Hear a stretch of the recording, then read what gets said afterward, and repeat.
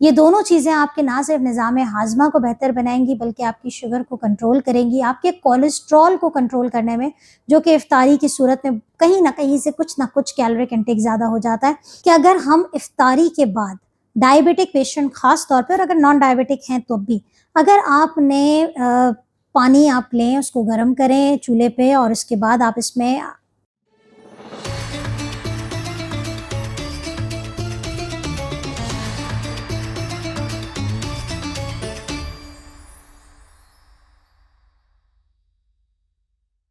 रब इश्रह ली सदरी वयस्सिर ली अमरी वाहलुल उक़दतम मिन लिसानी यफ़क़हू क़ौली। अस्सलाम वालेकुम, doctor Sania Bashir here, consultant diabetologist and CEO of Diabetes टेलीकेयर।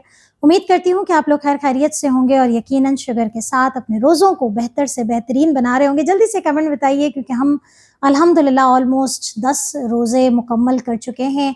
पहला अशरा जो है वो मुकम्मल हो चुका है। जल्दी से मुझे बताइए कि क्या डायबिटीज़ टेलीकेयर की सीरीज़ ने, जो रमज़ान सीरीज़ है, उसने आपको कितना हेल्प आउट किया और आप लोगों के रोज़े डायबिटीज़ टेलीकेयर के साथ कैसे गुजर रहे हैं। तो आपके कमेंट्स का इंतज़ार रहेगा।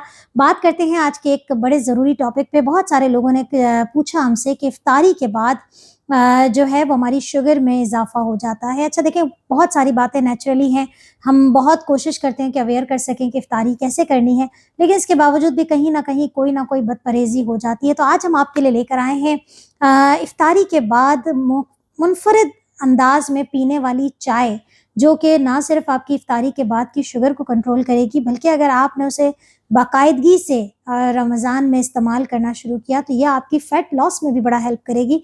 तो आखिर वो चाय के मुनफ़रिद अंदाज़ क्या हैं, इस वीडियो को एंड तक ज़रूर देखिएगा। जो भी मैं बताने जा रही हूँ बेसिकली ये सिर्फ़ आपकी और हमारी बात नहीं है, बल्कि रिसर्च ने ये साबित किया है कि अगर हम इफ्तारी के बाद डायबिटिक पेशेंट ख़ास तौर पे और अगर नॉन डायबिटिक हैं तो भी, अगर आपने पानी आप लें, उसको गर्म करें चूल्हे पे और उसके बाद आप इसमें दालचीनी का टुकड़ा डाल दें।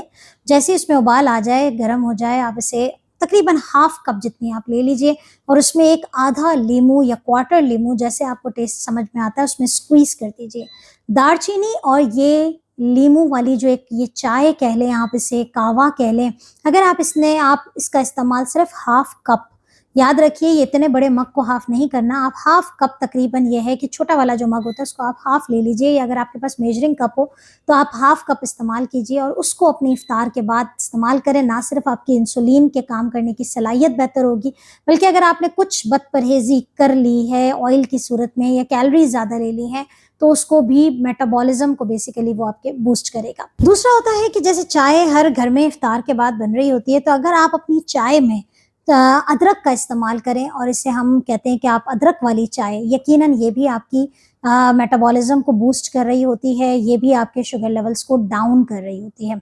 इसके अलावा एक ये होता है कि आप जो है वो एक चाय का एहतमाम, बड़ा ज़बरदस्त एक कहवा बनता है जिसके अंदर हम बेसिकली डलवाते हैं कि आप पानी गर्म कीजिए और पानी में आप बेसिकली थोड़ी-सी आप सौंफ ले लीजिए, थोड़ा-सा आप अजवाइन ले लीजिए और इसको आप अच्छे से पका लीजिए और अच्छे से पकाने के बाद आप इसको छान के आधा कप, याद रखिए आधा कप की बात कर रही हूँ, 2 तकरीबन खाने के चम्मच भी हो सकते हैं, इसको आप इफ्तारी के बाद पी लीजिए।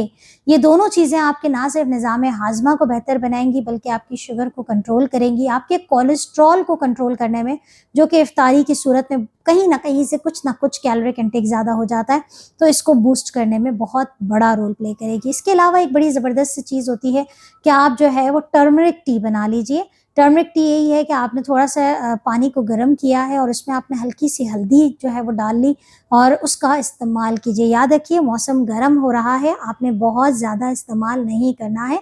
आप जो एक टिपिकल अपनी चाय पी रहे हैं इफ्तार के बाद, जो कि हमारे पाकिस्तान के कल्चर में बड़ा कॉमन है, इससे पहले आप कम से कम ये 2 चम्मच मुख्तलिफ़ किस्म की जो चाय है उसका इस्तेमाल कीजिए। इसके बाद हमारे पास आती है ग्रीन टी।